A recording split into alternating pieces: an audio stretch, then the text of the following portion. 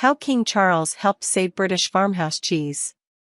King Charles III is famous for his support of environmental and social causes over the years, but did you know he played a decisive role in the renaissance of traditional artisan cheese in the UK?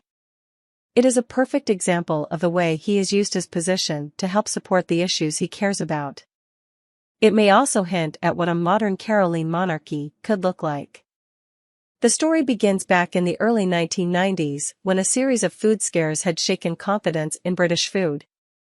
A raft of new hygiene rules designed for industrial cheesemakers was being applied to dairies producing farmhouse cheeses, including a potential ban on the use of unpasteurized milk.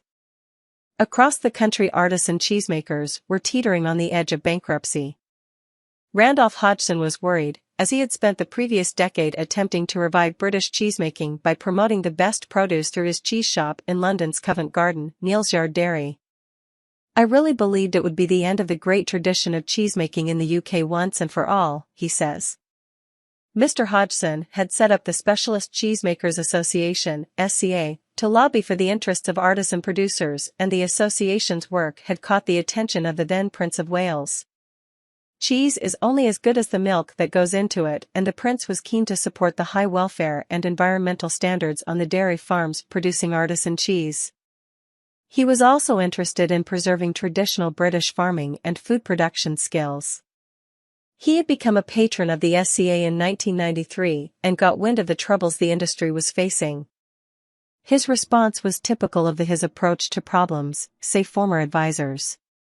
He decided to convene a meeting over lunch at Highgrove, his residence in Gloucestershire. The king likes connecting people and organizations in ways that open up possibilities and create solutions, explains his former press secretary Julian Payne. King Charles doesn't tell people what to do, but brings them together to see if they can work out a solution among themselves, he added.